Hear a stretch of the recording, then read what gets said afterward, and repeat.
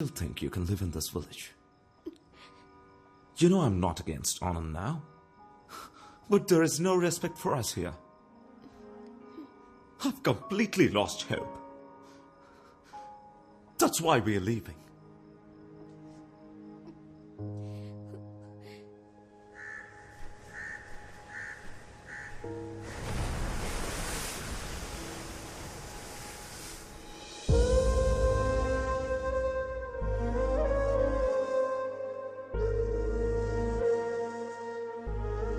Uncle?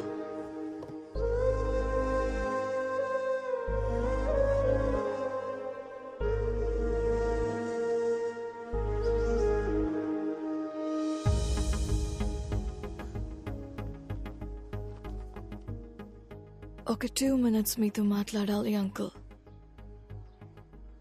మీరు మమ్మల్ని hate చేయడంలో ఒక న్యాయం ఉంది అంకుల్.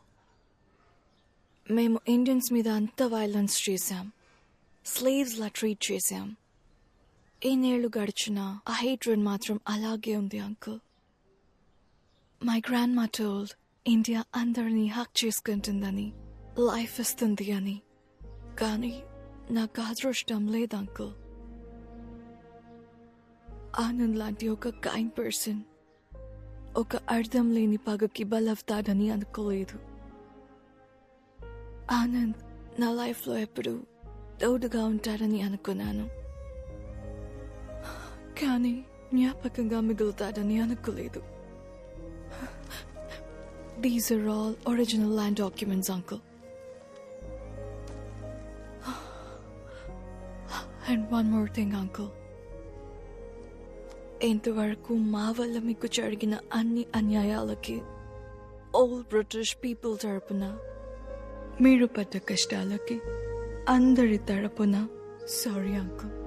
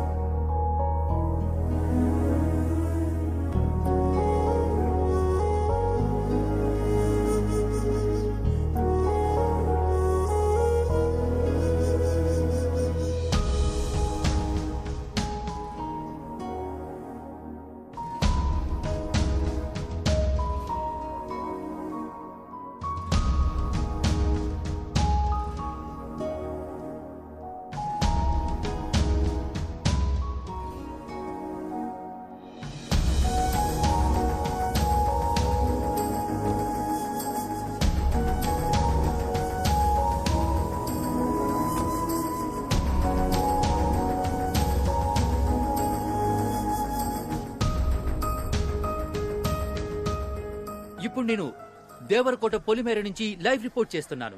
ఆనంద్ని ఈ ఊరు నుంచి బహిష్కరించే సంఘటన చూడటానికి ఈ గ్రామమే మూకుమ్మడిగా కదిలి వచ్చింది. మీరిప్పుడు అదే చూస్తున్నారు. ఇక్కడ ఒక పెద్ద ఆయన ఉన్నాడు, ఆయన అడిగి మరిన్ని విషయాలు తెలుసుకుందాం. తాత, ఏంటి బాబు, ఇలాంటి సంఘటన ఇంతకు ముందు ఎప్పుడైనా జరిగిందా, లేక ఇదే మొదటిసారా? ఇలాంటి సంఘటనలు ఇంతకు ముందు చాలా జరిగాయి, కానీ ఇదే మొదటిసారి. చూశారుగా జనం ఎంత ఆతృతగా ఎదురు చూస్తున్నారు. అయితే ఆనంద్ వచ్చేసినట్టున్నాడు. అతను వచ్చిన తర్వాత ఇక్కడ ఏం జరగబోతుందనేది ప్రత్యక్షంగా చూడండి. ఇదిగో ఆనంద్ వచ్చేసారు. ఆయన వెనకాల ఊరి జనం కూడా తరలి వస్తున్నారు. ఎంఆర్ఓ గారు వచ్చారు, ఇన్స్పెక్టర్ గారు కూడా ఉన్నారు. ఇప్పుడు ఆనంద్ ఊరి సరిహద్దు దాటబోతున్నారు. మీరు చూస్తున్నారు, ఇదే ఆ సరిహద్దు రేఖ. ఆనంద్ దాటేస్తున్నారు. ఆనంద్ ఆయన ఆగిపోయారు, రేఖ దాటలేదు. ఊరి జనం కూడా చాలా చిరాగ్గా ఉన్నారు.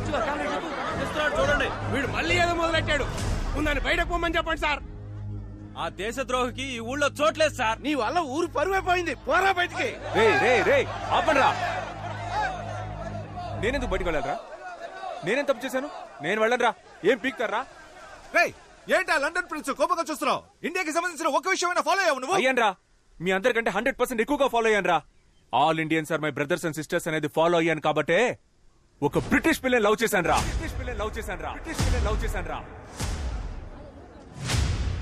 జామకాయలు 10 రూపాయలకి 4, 5 రూపాయలకి 2 తీసుకోండయ్యా. మామ నేను ఇప్పుడే స్టార్ట్ చేశాను మామ, ప్లీజ్ కొంచెం పక్కకి వెళ్తావా? జామకాయలు 4, 20 రూపాయలకి 8. ఏయ్, ఏం మాట్లాడతావురా? దేశభక్తి అంటే ఏంటో తెలుసా నీకు? అసలు దేశం కోసం ఏం చేసావు నువ్వు? మేమేం చేసామో తెలుసా? రంగు ముగ్గుల కాంపిటీషన్ లో ఇండియా మ్యాప్ నా కూతురుతో వేయించి దేశభక్తి నూరు పోసాను రా. అదిరా దేశభక్తి అంటే. జవాన్ సినిమా చూసి బయటికి వచ్చి ఇండియా ఇండియా అని గుండెలు పగిలేలా అరిచాను రా నేను, తెలుసా నీకు? రే రే రే, నువ్వే కదరా మీ నాన్న మిలిటరీలో చేరమంటే గోడ ఎక్కి దూకి పారిపోయింది? ఈ విషయం ఊరంతా తెలిసిపోయిందా? ఇదేనేంట్రా మీ దేశభక్తి? ఇండియాకి పాకిస్తాన్ కి వార్ జరిగితే కనీసం 100 మందన్నా చావాలని మీరు అనుకుంటారు, కానీ 2 దేశాల్లో ఒక్కరు కూడా చావకూడదని నేను అనుకుంటాను. ఏంటి మెసేజ్ ఇస్తున్నావా? రేపు చైనా వాడు వార్ చేస్తే సైలెంట్ గా ఉండాలా? ఈ మెసేజ్ మీకు మాత్రమే కాదురా, చైనాకి, పాకిస్తాన్ కి, పాన్ వరల్డ్ కి రా. ఈ నీళ్ళు తాగుతున్నాడేటి? తాగాడుగా, ఇంకా వాగుతాడు. అయ్య బాబోయ్, ఇంకా మాట్లాడతాడా? జెసికా వాళ్ళ బామ్మ వార్ వల్లేరా దేశాలు తిరిగి ఎక్కడికి వెళ్లాలో తెలియక ఇండియాకి వచ్చింది. వార్ ఎంత భయంకరమైందో తెలుసారా? రష్యాకి ఉక్రెయిన్ కి వార్ వచ్చినందుకే ఇక్కడ పెట్రోల్ నుంచి కాయగూరల రేట్ వరకు అన్ని పెరిగాయని తెలుసారా? 1 కిలో బాటిల్ గార్డ్ ఎంతో తెలుసారా మీకు? రే, మీకు అసలు బాటిల్ గార్డ్ అంటే ఏంటో తెలుసారా? బాటిల్ గార్డ్ అంటే సొరక్కాయ రా, సొరక్కాయ.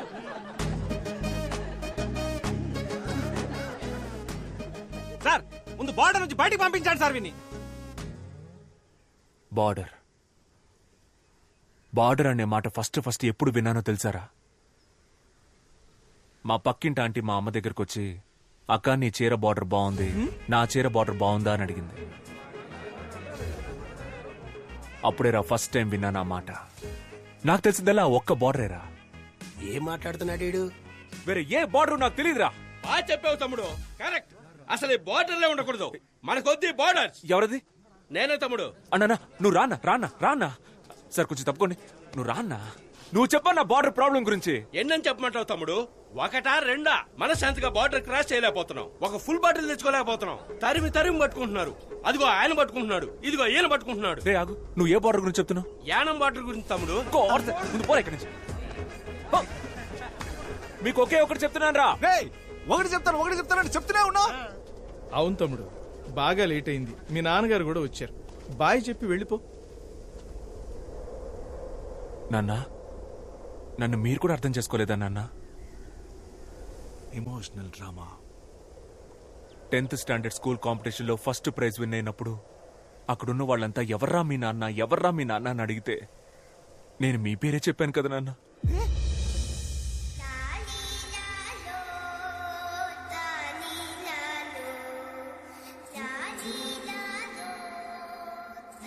ఏం అవుతున్నాడు? టీచర్ని ఎక్కువ క్వశ్చన్స్ అడిగానని స్కూల్ నుంచి పంపించేశారు, స్లిప్పులు పెట్టానని కాలేజ్ నుంచి పంపించేశారు, సినిమా అయిపోయిందని థియేటర్ నుంచి పంపించేశారు, ఇప్పుడు లవ్ చేశానని ఊరి నుంచే పంపించేస్తున్నారు. ఇంటెలిజెంట్ పీపుల్ అంటేనే మీకు నచ్చదు కదరా. ఆ రోజు సోక్రటీస్, ఈ రోజు నేను. చాలరా, పోన్రా. నేను ఒక బ్రిటిష్ అమ్మాయిని లవ్ చేశానన్న ఒకే కారణం వల్ల కొంచెం కూడా హ్యూమానిటీ లేకుండా ఇలాంటి దారుణమైన పనికి తెగబడిపోయారు కదరా. కరోనా కాలంలో అన్ని దేశాలకి హెల్ప్ చేసినందుకు మనం ఇంకా ప్రాణాలతో ఉన్నాం. అప్పుడు గెలిచింది హ్యూమానిటీయా దేశభక్తారా? చెప్పండి రా, హ్యూమానిటీయా దేశభక్తా?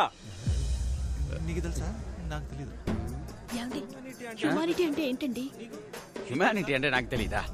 హ్యుమానిటీ అంటే హ్యుమానిటీ. దీనికి సమాధానం మా అయ్యగారు చెప్తారు. హ్యుమానిటీయా దేశభక్తి? దీనికి ఆన్సర్ ఏంటో నాకు తెలుసు, కానీ ఈ ఆన్సర్ ప్రపంచానికే వినపడేలా గొంతెత్తి చెప్తాను. సూపర్ అయ్యా. సేమ్ ఇలాగే. ఇప్పుడు నాకు 67 ఏళ్ళు వచ్చాయి. ఈ ఊళ్ళో 66 ఏళ్ల వయసున్న వాళ్ళు ఉంటారు, 68 ఏళ్ల వయసున్న వాళ్ళు ఉంటారు, కానీ ఒక్కడైనా 66 ఏళ్ల వయసులో నాకన్నా పెద్దోడు అవ్వగలుగుతాడా? ఈయన జవాబు చెప్పేలోపు ప్రశ్నే మర్చిపోయేలా ఉన్నాం. నా జవాబు నేను చెప్పాను, ఇంకా మీరే చెప్పాలి. మా నోడేదో అడుగుతున్నాడు, ఏం చెప్దాం? కొత్తగా ఏదో హ్యూమానిటీ అంటున్నాడు. మన కులపోలంతా హ్యూమానిటీ అందాం. హ్యూమానిటీ. ఆ కులపోలు చెప్పింది మనం ఎందుకు కాపీ కొట్టాలరా? మనం మార్చి చెప్దాం. దేశభక్తి. హ్యూమానిటీ దేశభక్తిలో కూడా కులం చూస్తారా మీరు? కులం, మతం, కలరు, కంట్రీ వీటన్నిటిని దాటి ఒక మనిషిని మనిషిగా చూసే హ్యూమానిటీ మీ అందరికీ ఎప్పుడు వస్తుంది? చెప్పండి, ఆ హ్యూమానిటీ ఎప్పుడు వస్తుంది? తెలిస్తేనే కదరా వస్తుంది. బాబు,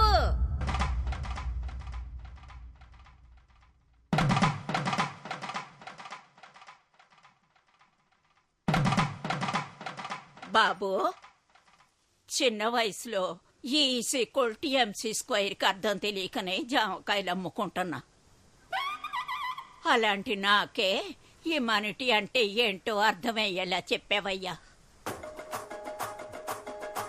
నువ్వు చల్లగా ఉండాలి బాబు, చల్లగా ఉండాలి నాయన.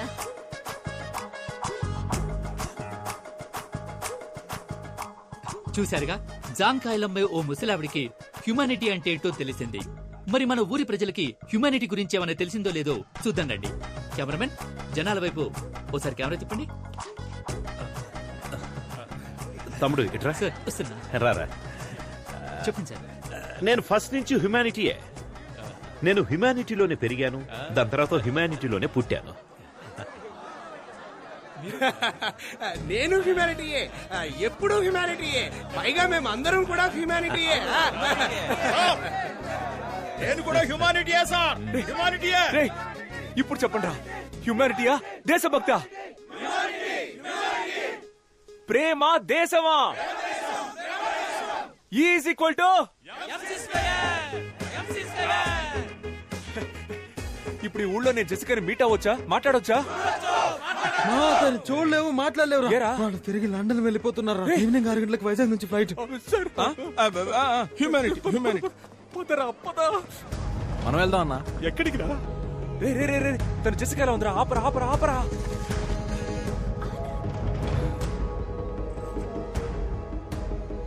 మావయ్య, మీరు వెళ్ళలేదా? నువ్వెవరు? ఎందుకు సార్ ఆయన పట్టుకున్నారు? ఆయన చాలా డీసెంట్ అయిన మనిషి సార్, పక్కా జెంటల్మెన్ సార్.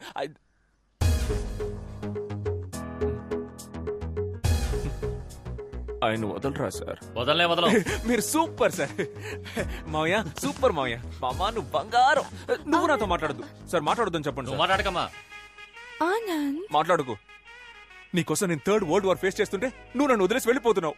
ఆనంద్, ప్రేమ దేశం అంటే ఏంటో తెలుసా నీకు? అట్లీస్ట్ ప్రేమకు రోజైనా తెలుసా నీకు? ప్రేమ అనేది తమ్ముడు ఇక్కడ కూడా స్పీచ్ ఇస్తున్నావా? నాన్నా, మీరు నా స్పీచ్ విని మారిపోయారా నాన్నా? నీ స్పీచ్ విని నువ్వు మారుండొచ్చు, మేమంతా స్టార్టింగ్ నుంచి కరెక్ట్ గానే ఉన్నాం. కదలుడు. అవును మావయ్య. ఎక్కడ్రా భూపతి? ఏ భూపతి, రారా. నా ఇమేజ్ అంతా స్పాయిల్ చేసావు. ఇవ్వమ్మా. ఇదిగా క్యాచ్. ఆ? అది ఆయన. అవి మా బావగారికి ఇచ్చేయి. అయ్యా నోయా. రే ఇవ్వరా. అయ్యా కుదరదయ్యా. రేయ్, అది ఎక్కడ్రా? అయ్యా ఇదిగో. ఆ. మళ్ళీ కత్తిచ్చిందే. రేయ్ చెయ్యవరా.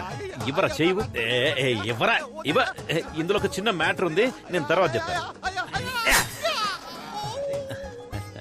మీ అందరికి ఒక డౌట్ ఉంటుంది కదా, తెల్లవాళ్ల రక్తం అంతా తెల్లగా ఉంటుందని.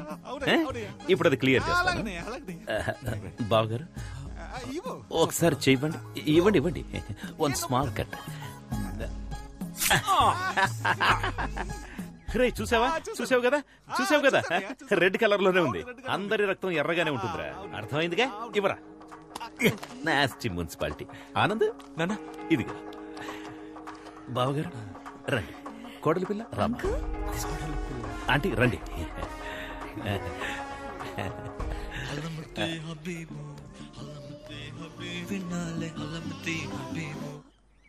హలమతి హబీబా అంటే? నాకు నిజంగా దాని అర్థం తెలియదమ్మా. ఆ రోజేమో లస్క్ టపా, ఇవాళేమో హల్మతి హబీబా. ఇలాంటి కవులందరూ మనతో పాటే మన చుట్టుపక్కలే నక్కి నక్కి తిరుగుతుంటారు. వాళ్ళు నా చేతికి దొరకాలి.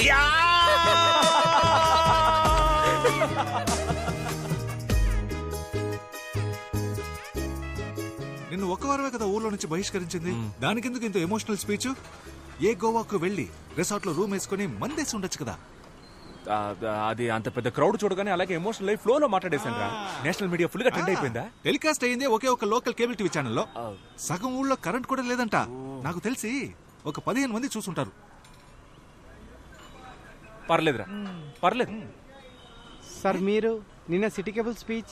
నేనే ఫుల్ స్పీచ్. సూపర్ గా ఉంది సార్, సూపర్ గా ఉంది సార్. ఇంకొక ప్రాబ్లం సార్, బిల్లు కట్టలేదని కరెంట్ కట్ చేస్తున్నారు సార్. దాని గురించి మాట్లాడండి సార్. నేను మాట్లాడుతాను దాని గురించి. నేను మాట్లాడతాను, ఓకేనా?